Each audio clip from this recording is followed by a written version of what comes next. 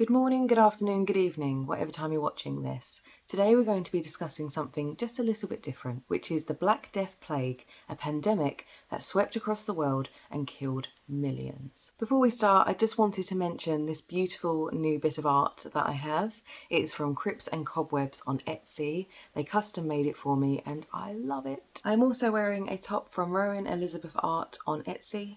I absolutely love this too. I always wear tops much baggier than my actual size just because it's comfy. So she does lots of variations of sizes on her Etsy and beautiful, beautiful pieces of art too. So I wanted to look at the Black Death because I remember studying this in school and I found it really fascinating. Now, weirdly, hindsight's a wonderful thing because when COVID-19 pandemic recently hit, I wasn't too fascinated about that and how that unfolded. But the Black Death it wasn't one of my favourite topics at school. I think that's a weird thing to say, but it was one of the subjects that we went through that I really found interesting, that and the Tudors. So that is why we're going to be covering this one today. I will be talking about the origins of the plague, but my research mainly focused on England's history in the Black Death. So any timestamps, etc., they are about England in the Black Plague and how it developed within England. There is a lot in this case that feels really interesting to me because the plague could have been halted much earlier and saved many, many more lives. And it's just weird that things that we say, oh duh, like of course, just, stay away from each other, basic hygiene, antibiotics, were such things that now we go, of course. But back then, obviously, they didn't have those luxuries that we have now. I mean, in COVID-19, a lot of people still didn't heed by the rules, but I guess it just comes down to at what point of history you're born in and what the science is around that time. But before I waffle on, let's get into today's case, which is the Black Death Plague. The Black Death was a bubonic plague pandemic that originated in Western Eurasia and South Africa between the years of 1346 and 1353. It is the most fatal pandemic that has ever been recorded, and it is said to have taken the lives of between 75 and 200 million. The reason I say not a concrete number there is because different research says different things. The most common thing you see is 200 million deaths, but I think with more science and history research and etc. like that, it's saying about 75 to 200 million. The Black Death is also known as pestilence, the Great Mortality, or simply the plague. Bubonic plague is a type of infection that is caused by the Yersinia pestis or Y. pestis bacterium, which is spread mostly by fleas on rodents and other animals. Humans who are bitten by the fleas can then come down with the plague. It is an example of a disease that can cross between humans and animals, which is known as a zoonotic disease. Historians trace the epidemic's path, and it is said that it came from China or the western border of China. It is then said that it moved across the trade routes in Europe, North Africa, and the Middle East, but its first definitive appearance was in Crimea in 1347. There is evidence that once it came ashore, it spread between person to person like a pneumonic plague, thus explaining the quick inland spread of the epidemic. That was faster than if it was just the primary vector of the fleas being the spread of the bubonic plague. Flea bites carry the disease through the lymphatic system, through which it makes its way to the lymph nodes. Here, the bacteria multiply and form swellings called buboes, from which the term bubonic plague is derived. After 3 or 4 days, the disease will find its way into the bloodstream and infect organs such as the spleen and the lungs. Patients will normally die after a couple of days. Genotyping at the time showed that it was a newly evolved strain of all the ancestors of the modern strain of bubonic plague. This confirmed that the Black Death was the bubonic plague. Modern medical knowledge shows that because it was a new strain, humans didn't have immune support against it, so this is why it spread so rapidly and caused so many deaths. There is a lot of conflicting reports to this though, as the most common view is that it originated in China and moved along the Silk Road trade route, but there is also a mention that it was moved with the Mongols and that it also moved around the explorers on expeditions. I believe that even to this day, and even after COVID-19, the origin of the Black Plague is still being debated. The plague arrived in Europe in 1347 and in England in 1348, which was the 7th year after the plague began. It came to England and started in the towns and the ports that joined the seacoast. The first known case in England was a seaman who arrived in Weymouth, Dorset from Gascony in June 1348. By autumn, the plague had reached London, and by summer 1349 it covered the entire country before dying down in around December. The Black Death was the second greatest natural disaster to strike England in the late Middle Ages. The first one was the Great Famine of 1315 to 1317 and is estimated to have killed between 30 and 60% of Europe's population, as well as 1/3 of the population of the Middle East. The European population did not regain its level in 1300 until 1500. At the time, people believed that the plague had come from the gods. Found in a report from the medical faculty in Paris to Philip VI of France, it blamed the heavens in a form of conjunction of 3 planets in 1345 that caused a great pestilence of air, which is the miasma theory. Some people believed that if you believed in God, this was a form of a reward because you would soon be with God in the heavens. And if you didn't believe in God, this was a form of punishment because you were going to die quickly and end up somewhere else. Just a little side note as well.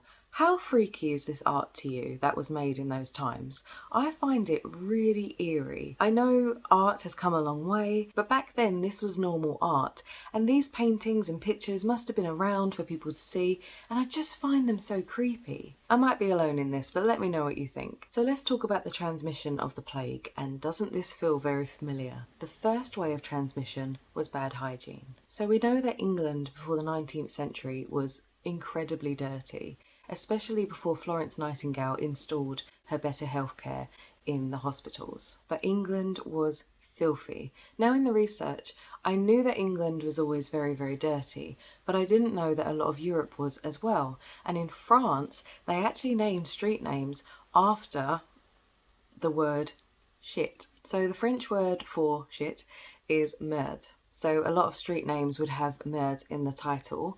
They also had a street name called Rue de Pipi, which I'm sure you can guess what that means. And if anyone's French and watching this, I'm sorry for butchering your language. In medieval London, cattle roamed the streets freely. So sheep, cow, pigs, horses, whatever you can think of, roam the streets freely. So obviously you can expect a lot of excrement from the cattle, and medieval homeowners were actually meant to look after the front of the houses, and they were meant to kind of club together and look after the streets. Obviously the council, if there was some kind of council at the time, were meant to look after the streets for the medieval residents, but a lot of people didn't. A lot of people didn't want to bother with cleaning the outside of their homes, at least. There was always a lot of complaints about smells and fecal matter on the streets, and even if a report was put in, this was never cleaned. And unfortunately, if some people did decide to clean the outside of the houses, clean the streets, make it better, the very next day it would be full of dirt, excrement, grime, anything you can think of again. So a lot of people just felt very disheartened by this and just stopped. Okay, so this bit made me feel quite ill, but I don't know why I didn't actually think this would be a thing. But in medieval London, they had slaughterhouses, and the waste from slaughterhouses would just be drained into the streets. So you've got, I don't know how far to go into that, but you've got, the waste of animals lingering in the streets. It must have smelt. It must have just been a vile place to live.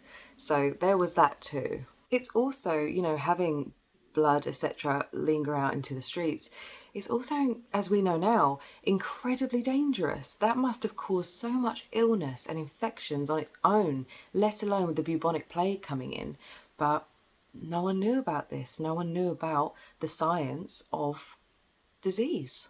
Conditions in London were also terrible because they had really narrow streets, it was poorly ventilated, and a lot of people lived with other people, so the houses were incredibly overcrowded. I also read something very bizarre, that early Christians thought that if you were to be in a warm bath of water, it could lead you into sinful thoughts. That being in a warm bath of water could lead you into being promiscuous and giving you sinful thoughts. Very weird. So on that, obviously, people didn't clean their homes, the streets weren't clean, and they weren't cleaning themselves either. So let's talk about medical practices now. And in medieval London, they would use bloodletting, forced vomiting, and forced urination to help treat the patients of the plague. I remember this in school, and my teacher used to try and teach us by saying things like red, yellow, and black. And it was red for bloodletting, black, I don't remember, but yellow was bile, and that's how we remembered it, red, yellow, black. And it was the ways in which that medieval doctors or whoever would try and treat patients. I also remember something about leeches, but I could be getting totally confused with Victorian London as opposed to medieval. Leeches were probably used, but there's another way in which they did bloodletting in this. So symptoms of the bubonic plague were deemed as blotches, a hardening of the glands under the armpits, hardening of the glands under the groin area, and dementia. In the initial stages, bloodletting was performed on the same side as whatever side has the bubo. So if you had a bubo on the groin, they would cut into the vein in the ankle of the same leg. So this bit is horrible because they use pigeons in a way that they shouldn't use pigeons. So maybe skip this forward a minute if you don't want to hear about it.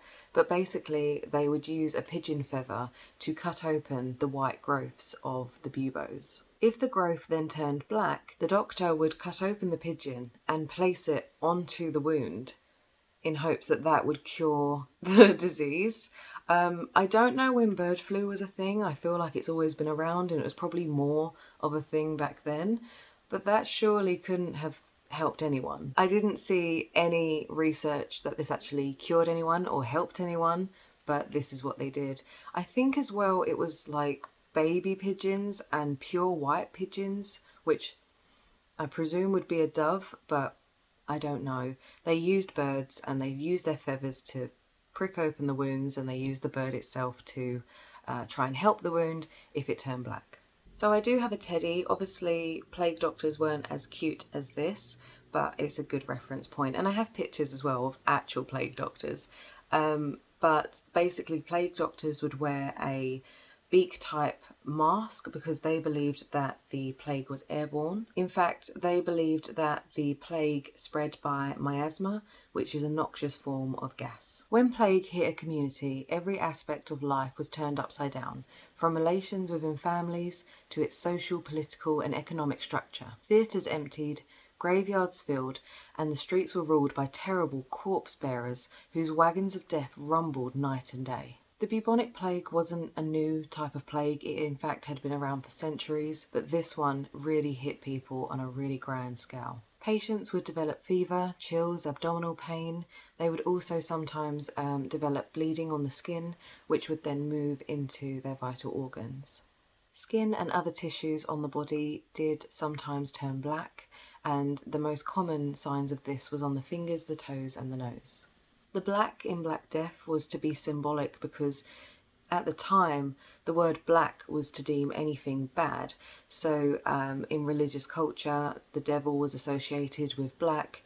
If something had turned rotten, it turned black, and that is why they called it the Black Death. However, I truly thought that the Black Death was because of things like the skin, the toes, the fingers, whatever, turning black. So I guess I was wrong. There seem to have been relatively few deaths from the Black Death at higher levels of society. The only member of the royal family who can be said with any certainty to have died from the Black Death was in France at the time of her infection. Edward III's daughter Joan was residing in Bordeaux on her way to marry Pedro of Castile in the summer of 1348. When the plague broke out in her household, she was moved to a small village nearby. Due to the depths of the plague and labourers being very hard to come by, employees were very hard to find. Pay rises were demanded, but landowners did not want to pay more. The king at the time, King Edward III, made it law that the pay would remain at the rate of the pre-plague. This caused a lot of class discrimination and would cause the peasants' revolts in 1381. Religion suffered a lot in the Black Plague as well, because a lot of people saw holy people dying, and therefore their faith in God was in question. Art also suffered, as a lack of labourers caused new buildings and construction work to almost halt. The Black Death is also known as a time in which the English language changed too. A lot of the French influence on the English language became less, and a lot of French-speaking teachers were no longer teaching the English language. This promoted the use of the vernacular English language. The plague would return for centuries, and it only started to really dwindle in around the 15th century when quarantines were used in greater effect. The most popular theory of how the plague actually ended was via the implementation of quarantines. The unaffected would usually remain in their homes and only go out if absolutely necessary. If you were rich, you could move from a densely populated area to an area that was a lot more secluded, and therefore live in greater isolation. The last known reports of a plague that was in as great of scale was the Great Plague of London, which was in the 17th century. This germ was only discovered at the end of the 19th century by a French biologist, Alexandre Yersin. Today, the only treatment of the bubonic plague is antibiotics. These were only discovered in the 20th century and they have a success rate of over 90%. But without intervention of antibiotics, the death rate is between 60 and 93%. The plague is one of the deadliest diseases in human history, second only to smallpox. So there you have it, a little insight to the Black Death which took its toll on the world in the 14th century. If you made it to the end, an extra special thank you to you. I really appreciate you being here. I also just want to take a very small moment to say thank you for all the views recently. They have come on leaps and bounds and it is just so lovely to see. I've never been one to want to do this for views or subscribers, etc. Because this is a just wee hobby of mine, but to see people coming back, to see people viewing more content, it's just really lovely to me and I thank you all for being here. So for now, I will leave you and I will see you in the next one. If you do want to subscribe and turn the bell on, I would thank you and love you for that. Bye for now. Thank you for watching.